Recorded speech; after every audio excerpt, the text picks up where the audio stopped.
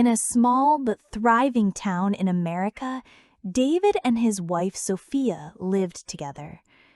They had been married for 15 years. In the early days of their marriage, they were inseparable. Life was full of love, laughter, and dreams. But over time, one desire changed everything: David's desperate longing for a son. They had two daughters. The elder one, Emily, was 11, and the younger, Grace, was just 6. The girls were very close to their mother because their father's behavior had grown harsher with time. Though David loved his daughters, deep inside he was consumed by the thought, "Why don't I have a son?" Many times he argued with Sophia.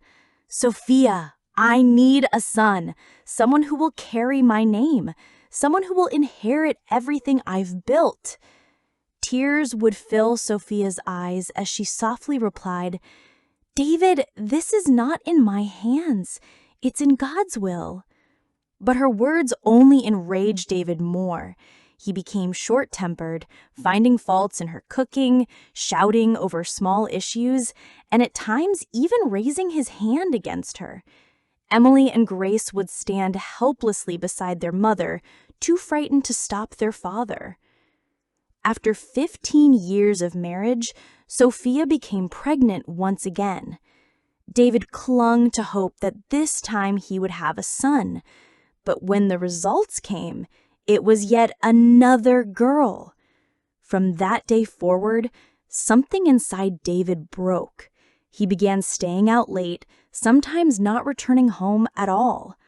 Cold silence filled the house. Soon, whispers spread through the town. David was involved with another woman.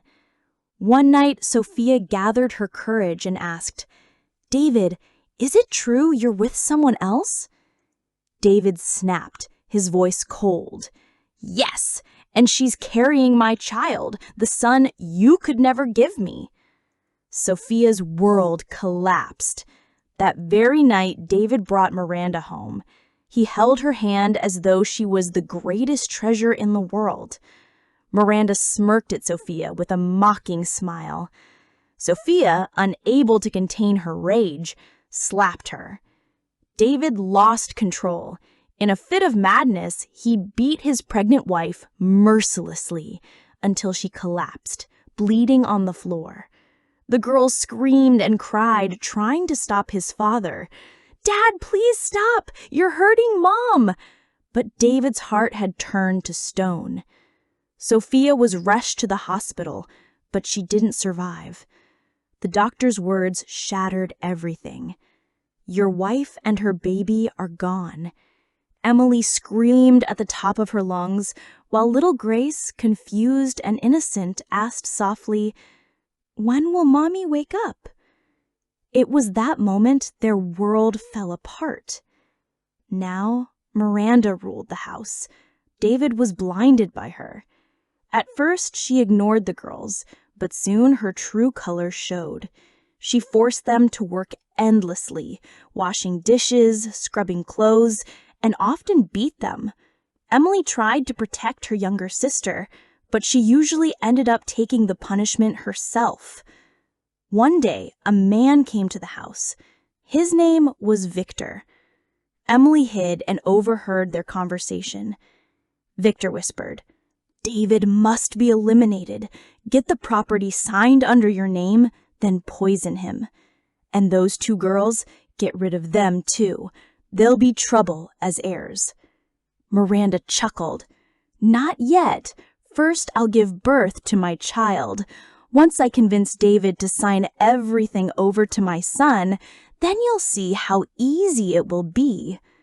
Emily's blood ran cold. She realized not only her father's life, but also hers and Grace's were in danger. That night, she woke her little sister. "Grace, we need to leave this place." "Where will we go?" Grace asked with trembling innocence. "Anywhere, but not here." They packed a few clothes into their school bags and slipped quietly out of the house. Walking down the dark road, they cried silently until a car stopped.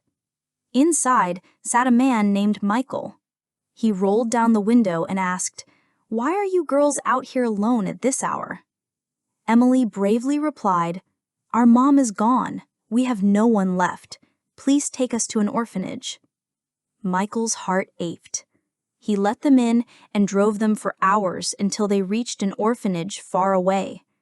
The next day, a wealthy couple visited the orphanage.